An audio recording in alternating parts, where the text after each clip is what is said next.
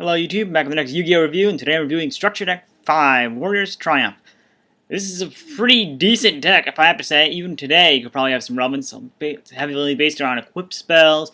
It's got several good reprints in here, obviously reinforcing the army. It's a warrior-based structure deck, and as you can see, I've got a bunch of warrior extra deck monsters on this side here. They're all packed in sleeves. Put the deck aside for the moment, so you can get a better look.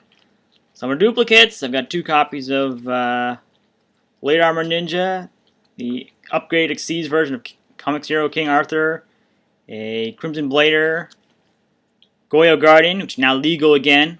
I do have to update the tuner though, because it requires an Earth tuner now. But still, I figured that does it does bring down its uses a little bit. A Driven Daredevils, these are obviously all beat stick heavy. This guy can survive attacks that are stronger than it, as I recall correctly. Yeah, and destroys it automatically as well. So it probably won't cost you very much. I mean, 24. It's already got 2,400 attack points, so it'll do you a lot. Of course, then I go on to see. Nope. There we go. There's the regular King Arthur. I mean, it's pretty decent. Gets like 8. Yeah, it gets. Let's see. Protects itself in battle, 500 attack every time it does it, so I mean it's going to require any 2 level 4 warriors. It's automatically 2,400, so it's going to be 3,400 by the time its effect is finished using. And of course the obvious inclusion of Colossal Fighter, because I mean it's heavily based on warriors. The more you have in your graveyard, the stronger it's going to get. It's like the most obvious one to use if you're going to build a warrior deck. That's the extra deck that I have included here. Right, might need some updating. But that's the deck, and here's the deck itself. It's got a lot of nice reprints in here. I mean, reinforcing the army is in here. I think some of these cards were probably printed. There were probably more in here, but a lot of these cards I think were in here. Some of these were definitely good reprints because they were like, I mean, the old cards were pretty. They were hard to get. I mean, Swords of Concealing Light, I believe, was it a rare or super? I think it was a rare when it first came out in Flaming Eternity. But some of these cards I knew were hard to get were. So even back in the day, I mean, Goblin Attack Force is still a pretty high-level monster, pretty strong monster. I mean, yeah, it will change its defense position, but you can get around that with certain effects. You know, Acts of Fools will negate the effect. Or just keep it in attack position. Force it to be in attack position with final attack orders. Then it'll keep it right on the field, and it will never change its battle position. So, I mean, there's some... Of course, you got Gearfried, the Swords Master, was ultra rare when it first came out in Flaming Eternity. I don't think it was ever reprinted until this point. And yes... in case you were wondering, they do include the cards to summon it. Gearfried the Iron Knight. And Release Restraint, which were used by Joey. You remember in the is in the 4th season. So I mean, a lot of these cards are in. Some of these cards aren't too great, but I mean, you got the obvious inclusions of Marauding Captain and Command Knight. You create the obvious lockdown, so the opponent can't attack either one, and they'll both be 1,600 attack points just for hitting the field. But I think the main boss monster is pretty good, actually. Give it the legend. When you tribute summon him, he will get all the equipped spells in your graveyard, up to 5, really, because I mean you have only 5 spells and traps available. 5 spell and trap cards on, and that'll be generally quite a power-up. I mean, all of them at once, just for tribute summoning it. Yeah, it'll probably cost you 2 tributes, and it's only 2,600 attack and 2,000 defense for it. But I think it's actually worth it. You can make it down to 1 tribute if you use the Trojan Horse, which is 2 tributes for an Earth. You can treat it as 2 tributes for an Earth monster. And give it the legends you just saw is indeed an Earth monster. And of course, a lot of the staples are in here. So Lightning Vortex, which is I think still arguably good today. Probably gonna have more uses now that Link monsters are a thing. I've included monsters like Tore Apart. I mean, this will prevent them using traps during the battle when their synchro monster attacks. So, yeah. It only works against trap cards, but you know it's a good tuner monster for this. I mean, I'd have to probably update it to probably switch it out for an Earth tuner so that Goyo can use it. Can't use it as yeah. This is probably one of the main reasons why you can see why they included it. It's more of an equipped spell based deck because they've got Arm Samurai and Ben-K, which will get multiple attacks. So if you power it up with equipped spells or equipped cards in general, I think. Yeah, every equip card, so you've got 5, it's got 5 attacks, and it'll probably be quite the powerhouse, but I think the odds of that are pretty unlikely. You might as well just save it for, go for the legend. I mean, you've got some of the new cards in here that end up getting, War Lady of the Wasteland. I think there's a new card in this, used by Reggie Van Hal III in GX during Season 2, I believe, the early episodes. Yeah, it's got some nice reprints. I've included, obviously, one of the cards I've also included is Solidarity, for obvious reasons. I mean, they're all warriors, so why wouldn't you include this card? Plus 800 to all your warriors. As long as you've got a warrior in your graveyard, you'll be fine. And of course, I've included Magnum Shield, which is another card supported for warriors. Way a power boost. I mean, almost regardless of what monster you use, even if it has 1,000 attack, it'll gain 1,000 attack points. As long as it's got some defense points, it'll gain some attack points, or vice versa. Pretty good. I'm surprised it's only a common, but it is.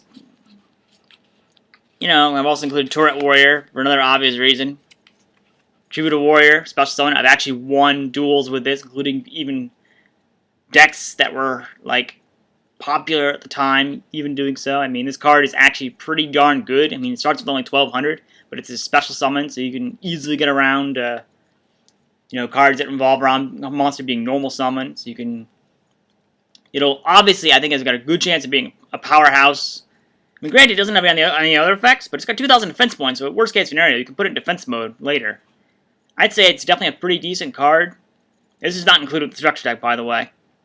But it probably should have. I mean, granted, you can do a lot with this. It'll be almost any monster you use it on. I mean, even if it's like only 1,000, it'll have 2,200 just for hitting the field. Or you can go. I typically end up doing it with a beat stick monster, like, you know, 1,800 attack. Then I'll have 3,000 for one tribute. That's pretty darn good for.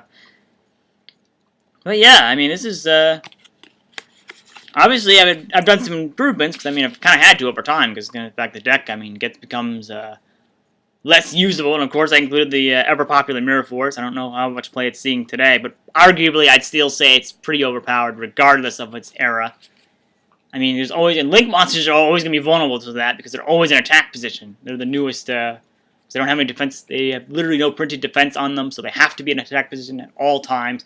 It has its uses, but again, it means cards like Mirror Force and stuff like that can get around that. You can just wipe them all off the field. So, yeah, pretty awesome deck. I mean, the fact they included all the other cards I think they included in here with Royal Decree. There's another good card in here to have reprinted in here. I'm trying to think. It was last printed maybe at this point in Dark Beginning Volume 2, which is a super rare. Having it as a common here is pretty decent. And, of course, they reprinted Swift Gaia the Fierce Knight, which was previously only available as a tin, I think, at the time. Or Dark Beginning Volume 2 is an ultra rare. But either way, I mean, obviously you were going to get it as the tin, but you may have wanted it as a common. So here you go. There's your common. And of course, as I mentioned, Swords of Concealing Light. That's an obvious decent card. I mean, it's very one-sided, especially considering that you can activate it when you have no monsters on the field. And then just all the monsters go face down. So if you get something that can either destroy defense position monsters or, you know, like Red Jacket Archfiend, you get Red Jacket Archfiend out, you'll wipe their field clean of monsters in one go. And your monster will not be affected by Swords of Concealing Light. It only affects the monsters on the field. That's why the card is so good. I think the card, and I'm trying to think whether the card actually got limited or anything like that. Can't recall. But either way, this is definitely a deck I'd say worth getting. You can just make great upgrades. Konami continues to release support for Warriors and stuff like that now and then. So you're bound to get some good uses there. And of course, a couple of Link monsters that have been released simply that new starter deck, Link Strike. I think Decode Talker is a warrior, my recollection. So you can add that to this as well. Of course, you know, those are a little harder to bring out so you get used to the new way of the field. Granted, extra decks, these cards, man, I mean, I need a whole lot in the way of extra deck monsters now. The Link monsters have basically kind of sort of crippled the extra deck heavy heavy monsters or decks, because they are limited by what they can special summon. You now can only special summon from your extra deck to your extra monster zone, thanks to the new rules. And then afterwards, either revive it with Monster Reborn or something like that. You can bring it to your main monster zone, or you can only use it. So you'll need a Link monster at some point, because otherwise you're not going to get it. And one that points to your side of the field. They have those little arrows around the outside of the card artwork. That allows you, basically, they point to say, okay, it opens this monster zone here or this one here. So you'll probably need a Link monster at some point. I'll probably have to get a Link monster at some point down the road to make these actually a little more viable. Although you can still do regular. You don't have to do it. You'll probably just need it. I mean, you'll still be able to play monsters, but you won't be able to bring out any new extra deck monsters until you actually get a Link you'll need a Link monster at some point, as I said. So, yeah, that's my review on Structure Deck Warriors Triumph. Thanks for